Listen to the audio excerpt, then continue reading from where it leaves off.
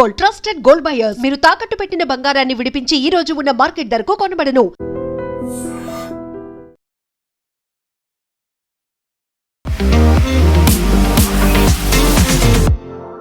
నమస్తే, నేను Kavitha. Welcome to I dream news and నిజాలు. అర్నబ్ గోస్వామి అస్సలే పరిచయం అవసరం లేని ఒక జర్నలిస్ట్.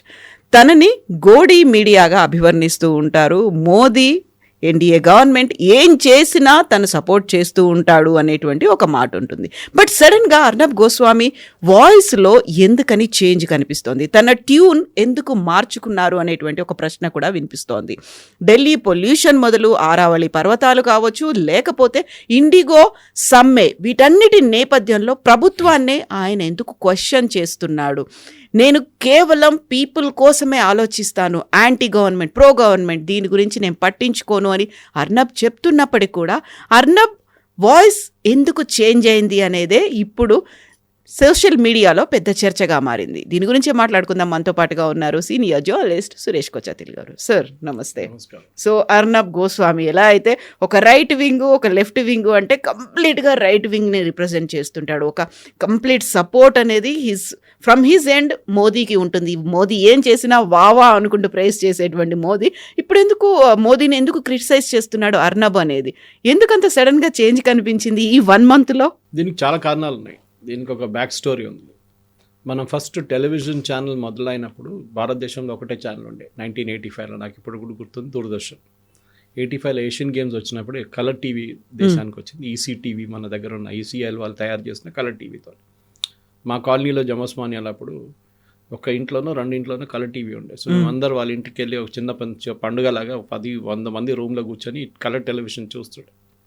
అక్కడి నుంచి ఎన్డీటీవీ వచ్చిన తర్వాత న్యూఢిల్లీ టెలివిజన్, ప్రణయ్ రాయ్, రాధికా రాయ్ కలిసి స్టార్ట్ చేసిన NDTV. NDTV was basically of shot of Doordarshan. ఎందుకంటే దూరదర్శన్లో వరల్డ్ దిస్ వీక్ అని చెప్పి ఒక ప్రోగ్రామ్ వస్తుండే ముందు.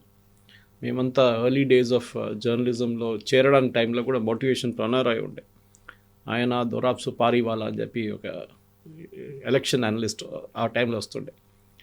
They use to analyse election, చాలా బాగా చేస్తుండే. ఆ టైంలోనే బేసిక్ గ్రాఫిక్స్ పెట్టుకొని కానీ చూడడానికి చాలా ఇంట్రెస్టింగ్ ఉంటుండే. వరల్డ్ దిస్ వీక్ అనే ప్రోగ్రామ్ దూరదర్శన్లో ఉండే ముందు. అది తర్వాత పెద్ద కాంట్రవర్సీ అయింది. దాంట్లో ఎఫ్సిటీ అంటే ఫ్రీ కమర్షియల్ టైం ఎక్సెస్గా వాడుకున్నారు ప్రణయ్ రాయ్ అని చెప్పి ఒక సిబిఐ కేసు అంతా వచ్చింది రాజీవ్ గాంధీ హయాంలో. దాని తర్వాత సపరేట్గా వెళ్ళిపోయి ఆయన సొంతంగా స్టార్ట్ చేసుకున్నారు ఎన్డీటీవీ. సో అక్కడి నుంచి కొన్ని ఛానల్స్ రావడం మొదలుపెట్టి ఏషియానెట్ మలయాళంలో, డిఎంకే వాళ్ళ సన్ టీవీ, అది కాకుండా మిగతా చిన్న ఛానల్ నార్త్ ఇండియాలో ఇండియా టుడే, తర్వాత ఆజ్ తక్ వచ్చింది. టైమ్స్లో అంతా తర్వాత వచ్చారు. దీనికన్నా ముందు వచ్చిన ఛానల్స్ ఇదని. సో కాంపిటీషన్ పెరిగినప్పుడు ఆ టైంకి ఏమైందంటే news paper was a dying medium. మెల్లమెల్లగా మనం కొంచెం ఫాస్ట్ ఫార్వర్డ్ చేసుకుంటే కోవిడ్ టైంకి వచ్చేదాకా చాలా మటుకు television channels was running rampant. News paper ఏమో అక్కడి నుంచి వాళ్ళ డౌన్ఫాల్ స్టార్ట్ అయింది. ఇప్పుడు కూడా మీరు చూడండి, major news papers including Deccan Chronicle కానీ, టైమ్స్ ఆఫ్ ఇండియా కానీ, హిందూ కానీ, వాళ్ళ కోవిడ్ టైంలో ఉన్న సర్క్యులేషన్, కోవిడ్ కన్నా ముందు ఉన్న సర్క్యులేషన్ కన్నా హాఫ్ సర్క్యులేషన్ నడుస్తుంది. అంటే ఫర్ ఎగ్జాంపుల్ ముందు 3 లక్షల కాపీలు అమ్ముతూ ఇప్పుడు 1.5 కాపీలు కూడా బేర్లీ ఏబుల్ టు సెల్. చాలా పెద్ద డిస్కౌంట్లు అమ్ముతున్నారు వాళ్ళు. ఫర్ ఎగ్జాంపుల్ ఒక నేషనల్, ఒక లీడింగ్, ఎందుకు పేరే చెప్పేద్దాం, టైమ్స్ ఆఫ్ ఇండియా ఇప్పుడు వాళ్ళు ఆఫర్ చేసేది యాన్యువల్ ప్యాకేజ్ నాకు 1700. 1700 మొత్తం సంవత్సరం మీకు కాపీ వచ్చేస్తుంది. దానికే బదులు నేను ఆన్లైన్ సబ్స్క్రైబ్ చేసుకున్నాను, అది కూడా ఉంది నాకు. కానీ వ్యూయింగ్ హ్యాబిట్స్ మారిపోయాయి. ఎందుకు చెప్తున్నానంటే అర్నబ్ గోస్వామి జర్నీ కూడా మనం అర్థం చేసుకోవాలి. అర్నబ్ గోస్వామి కూడా ప్రింట్ మీడియా నుంచి వచ్చింది. ఆయన Rajdeep Sardesai was aviation correspondent of times of India. నేను టైమ్స్ ఆఫ్ ఇండియా ఉన్న టైంలో బాంబేలో, అంటే అప్పుడున్న బాంబేలో టైమ్స్ ఆఫ్ ఇండియాలో హీ వాజ్ ఏవియేషన్ కరెస్పాండెంట్. ఆయనకి ఏవియేషన్ గురించి ఏం తెలుసో మనకు తెలియదు, కానీ వాళ్ళ నాన్నగారి పేరు మీద రికమెండేషన్లు వచ్చారు. రాజ్దీప్ సర్దేశాయ్, దిలీప్ సర్దేశాయ్ క్రికెటర్ కొడుకు అని చెప్పేసి. దాని తర్వాత వీళ్ళిద్దరూ టైమ్స్ నౌకి వెళ్ళారు. మనం అక్కడ చూసాం ఎన్డీటీవీలో చాలా మటుకు తిరిగారు వీళ్ళు జర్నీ అంతా. కానీ over a period of time వీళ్ళు సొంతంగా ఛానల్ పెట్టుకోవాలని చెప్పి అందరికీ ఒక విష్ ఉండే. కానీ ఒక ఛానల్ మొదలు పెట్టడం అంటే మినిమం మీ దగ్గర ఒక 1000 కోట్లు ఉండాలి. ఇన్ఫ్రాస్ట్రక్చర్ కానీ, మీ సొంత బిల్డింగ్ కానీ, network, team buildup, uplinking, down linking, జీతాలు చాలా ఉంటాయి. నాకు తెలుసు, ఎందుకంటే I was the CEO of Janam TV covid టైంలో. నాకు తెలుసు నెలకు మినిమం ₹1,50,00,000 లేకుంటే జీతం ఇవ్వలేము మనం. ₹1,50,00,000 మీకు అకౌంట్లో వచ్చి 28 తారీఖు పడితేనే మీరు 1వ 2వ తారీఖుకి జీతం ఇవ్వచ్చు.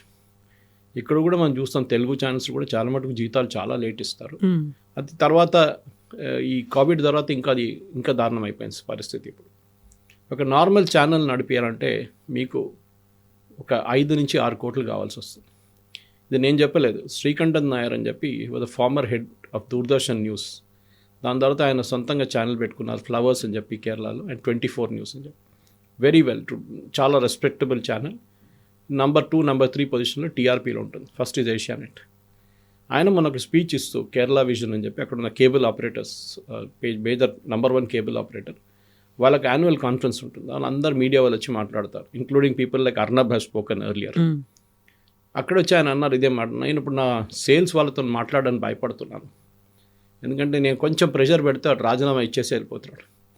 అడ్వర్టైజింగ్ లేదు ఫీల్డ్లో, అందరూ డిజిటల్కి మూవ్ అయిపోయారు. So we have come from print to television to digital. Exactly. కొంతమంది సోషల్ మీడియా అంటారు, సోషల్ మీడియా కాదు, ఇట్స్ అ డిజిటల్ మీడియా.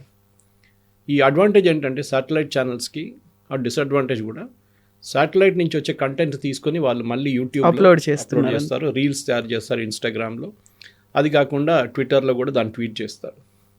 చాలా మటుకు ఇదే నడుస్తుంది ఇప్పుడు. అది కాకుండా వాళ్ళ సొంతం పే బై ఛానల్ కూడా పెట్టుకున్నారు కొంతమంది, పే బై వ్యూ అని చెప్పేసి ప్రైమ్ కంటెంట్ని. So Arnab Goswami channel start చేసినప్పుడు ఫస్ట్ ఇనీషియల్ ఇన్వెస్ట్ ఆయన బయటకు వచ్చినప్పుడు ఆయనకు ఒక ఆల్మోస్ట్ 800 కోట్లు కావాలండి. దాంట్లో నాకు తెలిసిన మటుకు 500 కోట్లు మోహన్ దాస్ పై అండ్ రాజీవ్ చంద్రశేఖర్ ఇన్వెస్ట్ చేశారు. రాజీవ్ చంద్రశేఖర్ ఆ టైంలో బీపీఎల్ మొబైల్ అమ్మిన తర్వాత ఆయన దగ్గర డబ్బులు చాలా ఉండే. Now of course is the president of Kerala BJP and owner of Asianet news. So Arnab ఏం చేశారంటే ఇంగ్లీష్లో స్టార్ట్ చేద్దాం ఫస్ట్ అని చెప్పి, మనకు తెలిసిందే ఇంగ్లీష్లో ముంబై నుంచి స్టార్ట్ చేశారు. First editor owned news paper, television. అది బాగానే నడిచింది. ఫస్ట్ ట్రాన్స్లోనే ఆయనకి చాలా మటుకు ఇన్వెస్టర్స్ దొరికారు. సో మోహన్ దాస్ పైకి అండ్ రాజీవ్ చంద్రశేఖర్కి ఒక గోల్డెన్ హ్యాండ్ షేక్ ఇచ్చేసి వాళ్ళు పెట్టిన డబ్బు కన్నా డబుల్ వాపస్ ఇచ్చేశారు. అది ట్రాన్సాక్షన్ ఎంత జరిగిందో మనకు తెలియదు, ఎందుకంటే it's not a public limited company. కానీ I believe they got double the money. సరే, ఆ టైం తర్వాత he wanted to expand. Hindi start చేశారు, దాని తర్వాత బెంగాలీ స్టార్ట్ చేశారు, కన్నడ స్టార్ట్ చేశారు. కానీ దీంట్లో Bengali and Kannada not taken off, అంత మటుకు వాళ్ళ గ్రోత్ రాలేదు, అడ్వర్టైజింగ్ లేదు దానికోసం.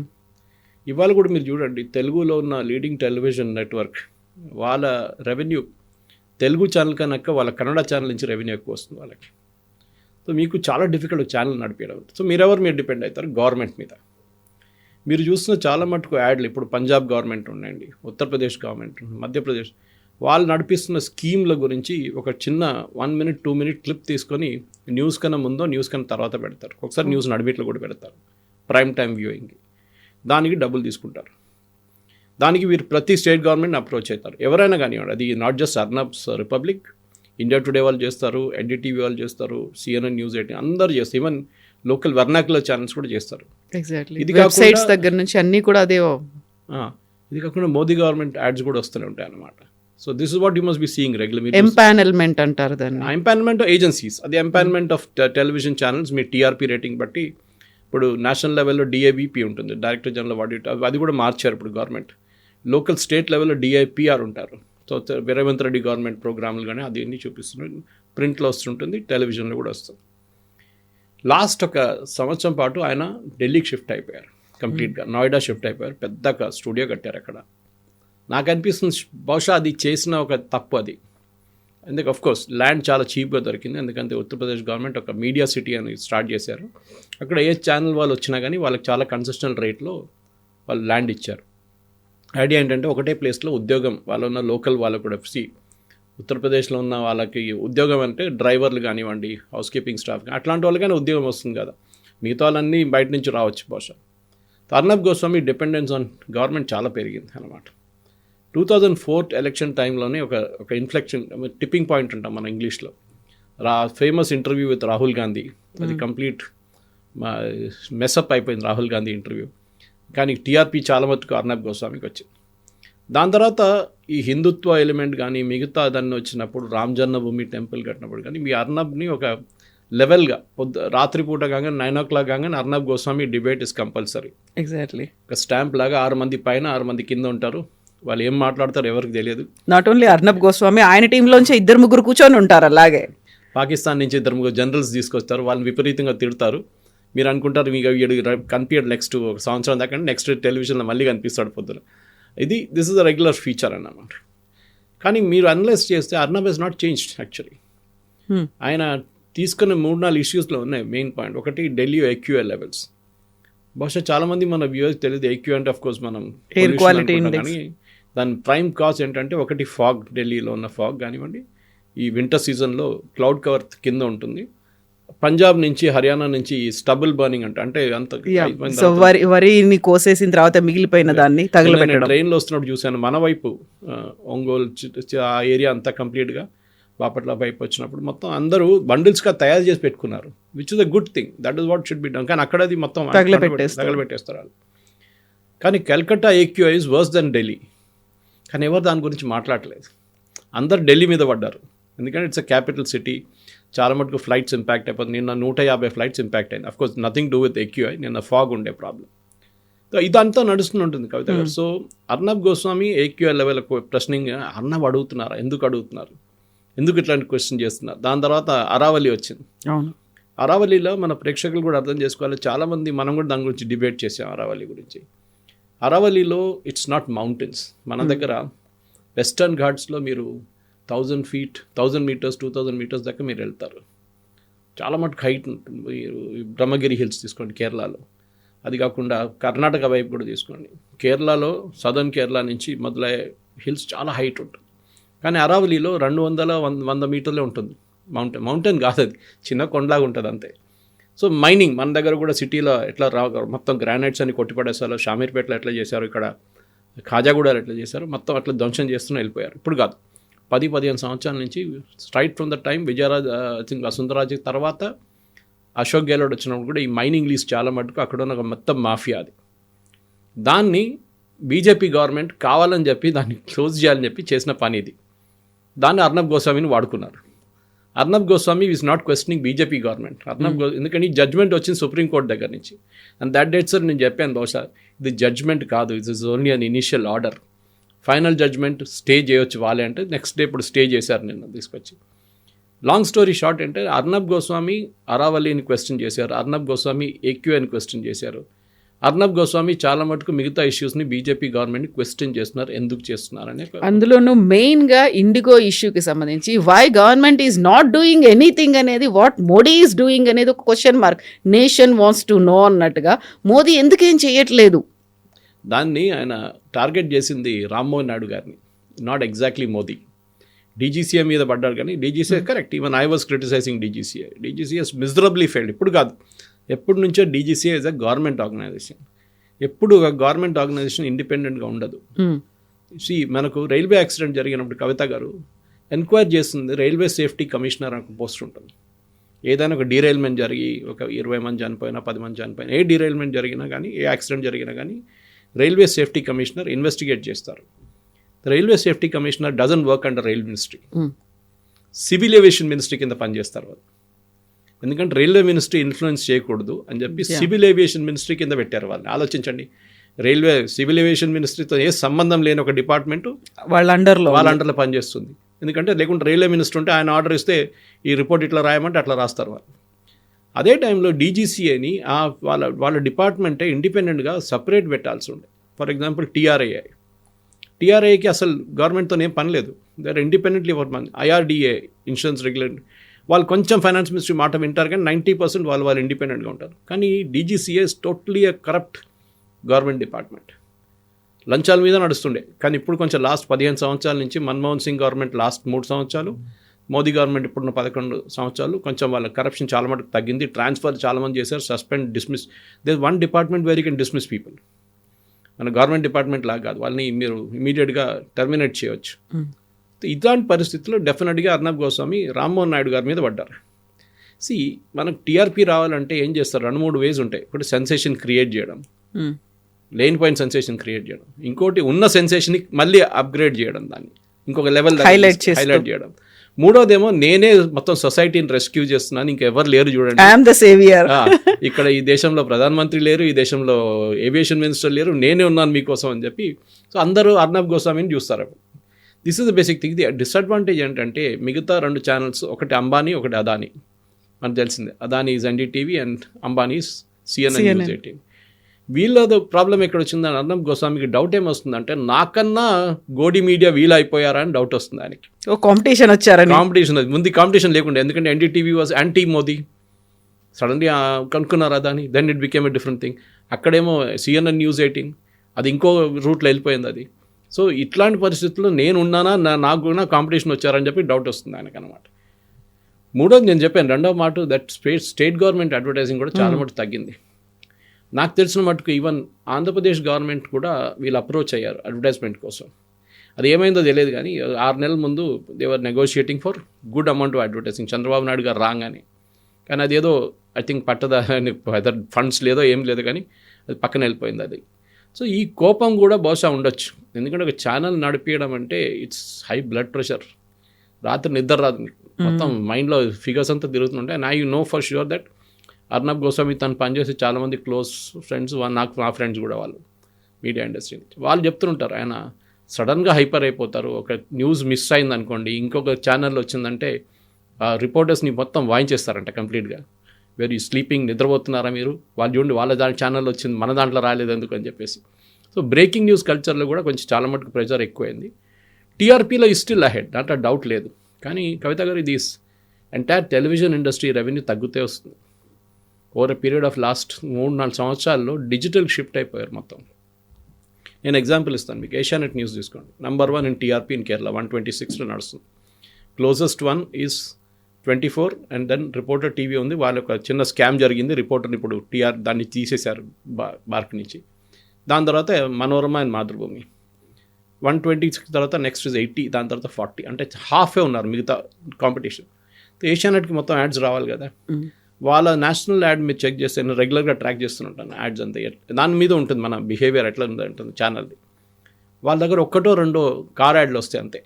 ఒకటి మారుతి నడుస్తుంది క్యాంపెయిన్, ఇప్పుడు యాడ్స్ రావట్లేదు వాళ్ళకి. ఇక్కడ కూడా అంతే, తెలుగు న్యూస్ ఛానల్స్కి ఎక్కడ యాడ్స్ లేవు నేషనల్ లెవెల్, అంతా లోకల్ సారీ యాడ్లు, జ్యువెలరీ షాప్ ఇట్లా నడుస్తున్నారు. అది ద ప్రాబ్లమ్ ఈజ్ సర్వైవల్. ఇప్పుడు మీకు ఒక 100 మంది, 150 మంది, లేకుంటే 200 మంది ఉన్న ఛానల్ని నెలకు మీకు మినిమం 3 నుంచి 4 నుంచి 5 కోట్లు కావాలి మీ అకౌంట్లో. మీకు అడ్వర్టైజింగ్ మీరు ఉల్టా సర్కస్ చేస్తే కూడా మీకు 1 కోటి, 1.5 కోటి కన్నా ఎక్కువ అడ్వర్టైజింగ్ రాదు మీకు, unless you are a spread out channel. అంటే మీకు హిందీ, తెలుగు, కన్నడ, బెంగాలీ అట్లాంటి 10 లాంగ్వేజెస్ ఉంటే మీకు యాక్సెస్ ఉంటుంది ఈజీగా. అది లేదు చాలా మటుకు ఛానల్స్కి. సౌత్లో 1-2 ఉంటుంది, ఒక బెంగాలీ ఉంటుంది, ఒక మరాఠీ ఉంటుంది. సో అడ్వర్టైజింగ్ తగ్గి ఇప్పుడు డిజిటల్కి వెళ్ళిపోతుంది. ఈ ఛానల్స్ కూడా డిజిటల్కి వెళ్తున్నారు. ఇవి అర్నబ్ గోస్వామి చూడండి, ఇవాళ అరావళి గురించి కానీ, ఈవెన్ బెంగాల్ ఎలక్షన్ గురించి ఒక వీడియో చేశారు. నేను వస్తూ అదే చూస్తూ వస్తున్నాను, ఐ వాజ్ వాచింగ్ ఇట్. అది ఎందుకు అంటే హియర్స్ రెవెన్యూ అక్కడ ఉందని అర్థమైపోయింది అందరు. సో అర్నబ్ గోస్వామి షిఫ్ట్ మనం it nothing to with godi media or Modi or anything. ఒకటి మాట మనం గుర్తుపెట్టుకోవాలి, if you want to see Doordarshan, government అందరికన్నా పెద్ద గోడి మీడియా వాళ్ళే ఉండాలి కదా, but they are not taking that voice. అసలు వాళ్ళకి అసలు లేదు, కన్సిడర్ చెయ్యరు దాన్ని. They are not even taken as one of the top 10లో కూడా వాళ్ళు కనిపించారు మీకు. అంటే టీఆర్పీ వాళ్ళకి అక్కర్లేదు, దే ఆర్ గవర్నమెంట్ ఛానల్, వాళ్ళ గవర్నమెంట్ ఫండ్స్ ఉంటుంది, ప్రసార్ భారతి ఫండ్స్తో నడుస్తుంది వాళ్ళది. సేమ్ టైం మన అర్నబ్ గోస్వామి ఇలాంటి వాళ్ళకి ప్రతి నెల 10 కోట్లు, 20 కోట్లు, 300 కోట్లు, నెలకు సంవత్సరానికి 200 కోట్లు అని మీకు కావాల్సి వస్తుంది. Or at least 100 crores minimum break even కూడా, అది కూడా రావట్లేదు ఇప్పుడు. సో నెలకి మీకు 5 కోట్లు, 6 కోట్లు రాకపోతే, 10 కోట్లు రాకపోతే you cannot run the channel. ఆ పరిస్థితికి వచ్చేసారు అందరు. ఆ ఫ్రస్ట్రేషన్ పాసిబ్లీ ఇప్పుడు చూపిస్తున్నారు ఆయన. ఓకే, ఆ ఫ్రస్ట్రేషన్ ఉంటుంది. కానీ ఆయన పరిస్థితి నేను అర్థం చేసుకుంటాను, ఎందుకంటే I was in the same position. Of course not a big channel like Republic and ఒక జనం టీవీ లాంటి ఒక చిన్న Malayalam channel. In spite of central government support మాకు అంత అడ్వర్టైజింగ్ రాకపోతుండే.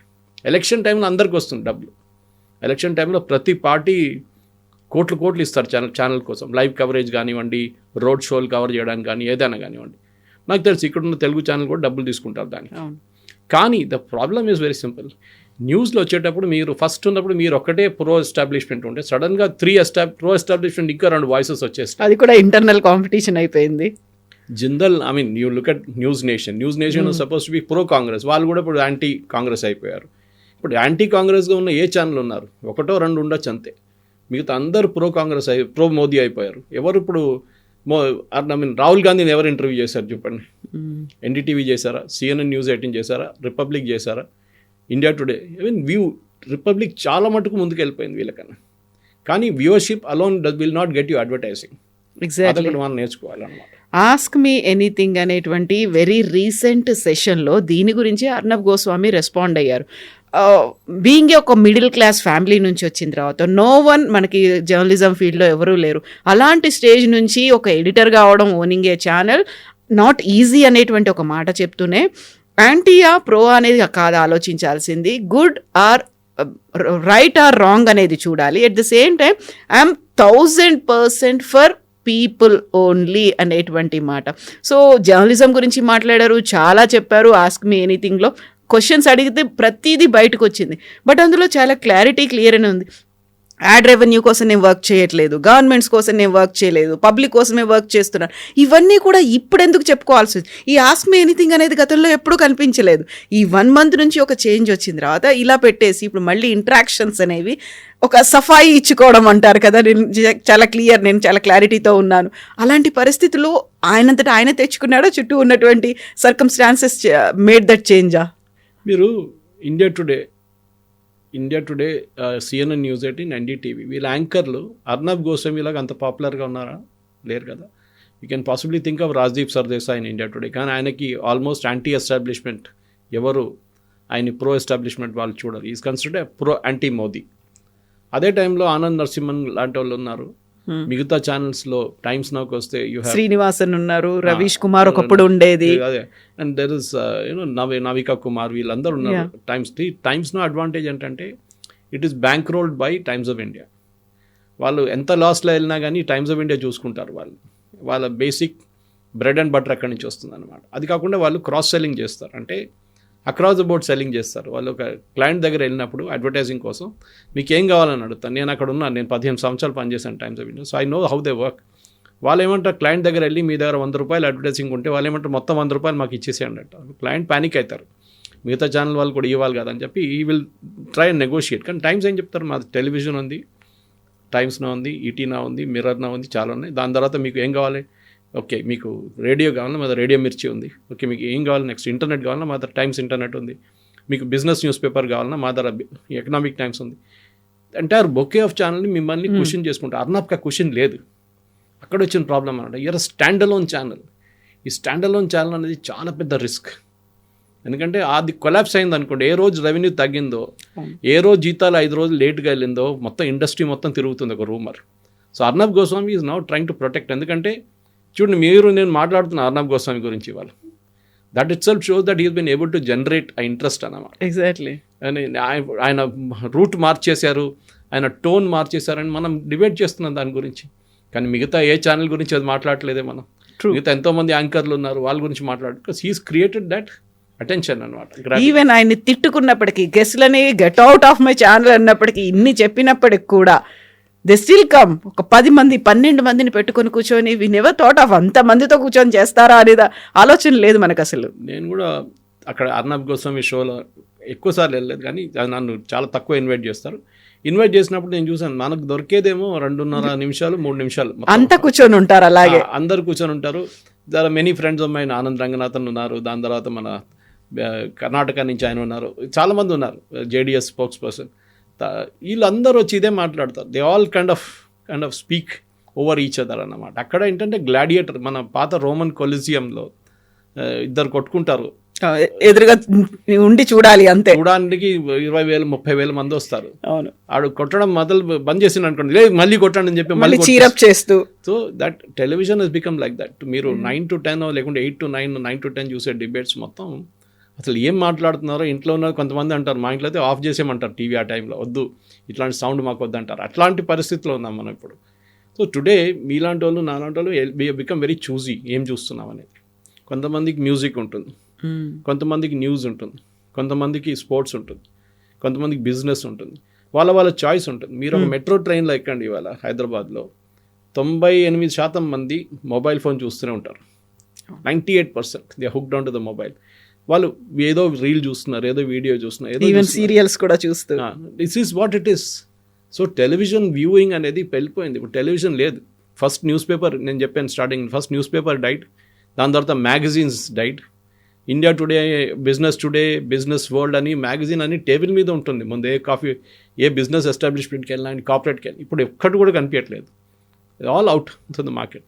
దాని తర్వాత నెక్స్ట్ టెలివిజన్, శాటిలైట్ టెలివిజన్ పోయింది. దాని తర్వాత ఇప్పుడు సోషల్ మీడియా అండ్ డిజిటల్ నడుస్తుంది. ఇప్పుడు ఇది ఎన్ని రోజులు ఉంటుందో అది కూడా చెప్పలేము. దీని తర్వాత మళ్ళీ ఇంకో చేంజ్ వస్తుందో అది చూడాల్సింది. ఎందుకంటే చాలా మటుకు టుడేస్ యంగ్స్టర్స్ 18 నుంచి ఒక 24, 28, 30 దాకా ఉన్న వాళ్ళకి, యంగ్స్టర్ని డిఫైన్ చేద్దాం వాళ్ళని, వాళ్ళు చూసేది న్యూస్ కాదు, వాళ్ళు చూసింది Instagram. They are in Instagram generation. వాళ్ళకి ఉన్నది 30 సెకండ్లు. ఆ 30 సెకండ్లు మీరు మెసేజ్ చెప్పాల్సి, రీల్స్ రూపంలో, షార్ట్స్లో కథ. ఫుల్ రీల్ ఆప్షన్ ఉంటుంది పైన, కానీ మీరు ఆ హుక్ అంటాం మనం అడ్వర్టైజింగ్ లాంగ్వేజ్లో. ఆ హుక్ న్యూస్లో కూడా అదే అంటాం. ఫస్ట్ 5-10 సెకండ్లో మీరు అటెన్షన్ గ్రాప్ చేయగలిగితే దానికోసం మోస్ట్ ఆఫ్ ద ఇప్పుడు ఇట్లాంటి షోస్ కూడా 30 మినిట్స్లో ఫస్ట్ ఒక 1.5 minute is only about highlights of that, what is to follow. అప్పుడే వాళ్ళు డిసైడ్ చేస్తారు మేము చూడాలన్నా వద్దని చెప్పి. అర్నబ్స్ ప్రాబ్లం ఎక్కడ వచ్చిందంటే, ఒకటి ఆయన సింగిల్ మ్యాన్ షో, ఆయన తర్వాత ఎవరంటే అభిషేక్ వాళ్ళందరూ ఉన్నారు, కానీ ఎవరు అంత టీఆర్పీ జనరేట్ చేయలేరు. అర్నబ్ ఉంటేనే టీఆర్పీ ఉన్నాడు. అండ్ యాజ్ ఈ సెడ్ కరెక్ట్, ఆయన గాడ్ ఫాదర్ లేకుండా నాకు తెలుసు, బికాస్ అన్లేక్ రాజ్దీప్ వాళ్ళ నాన్నగారు రికమెండేషన్ ఉండే, but Arnab's father was in army, I think with the colonel, Assam నుంచి, ఈస్ ఫ్రమ్ అస్సాం. సో ఆయనకు గాడ్ ఫాదర్ అనేది లేకుండా ఇండస్ట్రీలో గాడ్ ఫాదర్ లేకుండా మీరు ఎక్కలేరు. That's very very clear. I mean you look at Pranay Roy also, అందరూ వాళ్ళ గ్రాండ్ ఒక రికమెండేషన్తో వచ్చారు వాళ్ళందరూ. ఈయనకు ఎవరు లేకుండే, అదొక పెద్ద డిస్టర్బెన్స్. ఈవెన్ నౌ ఆయన యాంటీ ఎస్టాబ్లిష్మెంట్ ఎంత టార్గెట్ చేస్తారో, ప్రో ఎస్టాబ్లిష్మెంట్ వాళ్ళు కూడా అంతే టార్గెట్ చేస్తారు. ఏదో ఒక రోజు మోదీ గారిని కొంచెం ఇట్లా మాట తిట్టారు, కానీ అందరూ ఆయన మీద పడతారు వచ్చి, బీజేపీ వాళ్ళు, రైట్ వింగ్ వాళ్ళు. At the same time opposite side నుంచి కాంగ్రెస్ వాళ్ళైతే గోడీ మీడియా అది ఇది, రాహుల్ గాంధీ అయితే రెగ్యులర్గా చెప్తూనే ఉంటారు. సో బోత్ వేస్, ఇప్పుడు ఇంగ్లీష్లో అంటాం rock in the heart place అని, ఇక్కడ పోతే ఇక్కడ కొడుతున్నారు, అక్కడ పోతే అక్కడ కొడుతున్నారు. Possibly will find a way out. కానీ ఒకటేంటంటే టీఆర్పీ ఈజ్ అ గేమ్. ఆ టీఆర్పీ కూడా ఇప్పుడు పోయింది, క్రెడిబిలిటీ. నెక్స్ట్ ఏంటంటే డిజిటల్లో మీరు how much of views you can get. ఆ వ్యూస్లో కూడా ఏదో వంట చేయడము, దానికి లేకుంటే సినిమా రీల్ చేయడం కాదు. Clients are become very choosy. Kavitha garu, ఇప్పుడు ఒక క్లయింట్ దగ్గర వెళ్తే, ఫర్ ఎగ్జాంపుల్ టాటా వాళ్ళ దగ్గర వెళ్తే, వాళ్ళు అంటారు మాకు కార్లు అమ్మాలి, మాకు మినిమం అది 10 lakhs నుంచి స్టార్ట్ అవుతుందని వాళ్ళకు అనుకుందాం. వాళ్ళు 5 lakhs కార్లు కూడా ఉన్నాయనుకోండి, మాకు 10, 15, 20 లక్షల కార్ అమ్మాలంటే మీ చూసే వాళ్ళకి ఆ కెపాసిటీ ఉందా కొనడానికి? వాడికి సైకిల్ కొనడానికి కెపాసిటీ ఉందా, మోటార్ సైకిల్ కొనడానికి కెపాసిటీ ఉందా, 10 లక్షల కారు కొనడానికి కెపాసిటీ ఉందా అని అడుగుతున్నారు. చాలా క్లియర్గా అడుగుతున్నారు. బయింగ్ కెపాసిటీ ఎలా ఉంది? ఎస్, మేము మా దాంట్లో పాత when I was selling advertising space, మా దాంట్లో ఒక ఆల్ ఇండియా లెవెల్లో ఒక సర్వే నడుస్తుంది, ఏబీసీ సర్వే నడుస్తుంది. అది దాంట్లో A1, A2, B1, B2, C1, C2 అంటారు. అది కేటగరైజేషన్ అంటారు. Post graduation plus 1 lakh income A1, అట్లాంటి కేటగరైజేషన్లో ఎంతమంది చూస్తున్నారు. సో అర్నబ్కి ప్రాబ్లం ఏంటంటే, అర్నబ్ అడ్వాంటేజ్ అండ్ డిసడ్వాంటేజ్ అదే. ఆయనకు చూసేది ఆల్మోస్ట్ 80% మంది are in the A1, A2 category. ఆయనకు భయం ఏంటంటే వాళ్ళు డిసపియర్ అయిపోతే, వాళ్ళు B1, B2 వాళ్ళు వస్తే నేను మళ్ళీ struggle for existence Hindi channel లాగా నేను పాన్ పరాగు లేకుంటే బనియన్లు మిగతా ఉంటాయి చూడండి, అన్ని అట్లాంటి అన్ని అమ్ముకోవాల్సి వస్తుంది. నాకు ఇలాచీ యాడ్ కూడా వచ్చింది, పాన్ పరాగ్ అనుకుంటా, ఇలాచీ యాడ్ అది కూడా ఉంది, MDH మసాలాలు అట్లా ఆ అడ్వర్టైజింగ్ వస్తుంది. నాకు అది వద్దు, నాకు BMW కావాలి, నాకు సోనీ టీవీ 72-inch టీవీ కావాలి, నాకు అట్లాంటి యాడ్స్ రావాలని చెప్పి ఒక కోరిక ఉంటుంది అందరికీ. ఐ మీన్ అదే కమింగ్ బ్యాక్, ఒక సీఈఓగా ఉన్నప్పుడు నాకు కూడా కోరిక ఉంది, నా అడ్వర్టైజింగ్లో it should be top class, ఒక ప్రీమియం యాడ్స్ ఉండాలి. నాకు ఎందుకు ఇట్లాంటి మసాలా యాడ్లు, ఈ బనియన్ యాడ్లు నాకు వద్దు అని చెప్పేట్టు. So this is where it is, the entire conflict is boiled down to money, డబ్బులు. రెవెన్యూ లేకుంటే అర్నబ్ గోస్వామి కూడా ఏం చేయలేరు. అర్నబ్స్ మూమెంట్ ఇంటూ ఒక ఏం చెప్తారు, ఒక పొలిటికల్ స్విచ్ కాదు ఇది. ఇప్పుడు మీరు నేను మాట్లాడుకున్నా అరావళి అని మాట్లాడుకున్నప్పుడు అరావళి హ్యాష్ట్యాగ్ వేస్తే ఒక 50,000, 40,000 వ్యూస్కి వెళ్ళిపోతుంది. సేమ్ టైం SIR మొదలైనప్పుడు SIR నుంచి ఉండే, SIR హ్యాష్ట్యాగ్ ఏంగానే SIR హ్యాష్ట్యాగ్లు పోతుంది. సో టుడే మొత్తం టెలివిజన్ అనేది హ్యాష్ట్యాగ్ల మీద నడుస్తుంది, మీ థంబ్నెయిల్స్ మీద నడుస్తుంది. ఇదే basic structure. So Arnab is also now changing. ఆయన చాలా మటుకు ఆల్మోస్ట్ 60% వాళ్ళ ఫ్రెండ్స్ కూడా చెప్తున్నారు, వాళ్ళు పనిచేసే కొలీగ్స్ కూడా చెప్తున్నారు, ఆయన చాలా టైం ఇప్పుడు డిజిటల్లో స్పెండ్ చేస్తున్నారు. అదే కంటెంట్ని డిజిటల్లో 2 నిమిషాలు 3 నిమిషాలు స్టోరీ చెప్పేస్తున్నారు ఆయన. Which is a major change. So I don't think అర్నబ్ని ప్రో ఎస్టాబ్లిష్మెంటో యాంటీ ఎస్టాబ్లిష్మెంట్ చూడకూడదు, కరెక్ట్. బట్ డిఫాల్ట్ ఆయన ఒక మోదీ ముద్ర పడిపోయింది అలా. భక్త్ చెప్తా, నన్ను కూడా చెప్తారు Modi bhakt, okay that's fine, no problem. కానీ యాజ్ అ నేషనల్ లెవెల్ ఒక ఇమేజ్ ఉండంటే Arnab is got the number 1 image, ఇంకెవరికి లేదు ఆ image. Yes, sir. Thank you so much, sir. Thank you. And for more videos, Please subscribe to iDream. Please subscribe to iDream. Please subscribe iDream. And please subscribe to iDream. For more videos, subscribe to iDream. please like, share, and subscribe to the channel. Congratulations, iDream. Subscribe to iDream. Subscribe to iDream. So subscribe to iDream Media. iDream ki iDream team andarki huge congratulations. Please subscribe iDream Media. Please subscribe to iDream. Subscribe iDream. Please subscribe to iDream. iDream అంటే నా కళల ఛానల్ను subscribe చేసుకున్న నోరు తిరుగుతలేదు, మీరైతే గంట గుర్తు కొట్టండి. For more such videos, please subscribe to iDream. Subscribe to iDream. Please subscribe to iDream. Please subscribe iDream Media. Please do subscribe to iDream. Please subscribe to iDream Media. For best entertainment and information, please subscribe iDream. And don't forget to subscribe to iDream.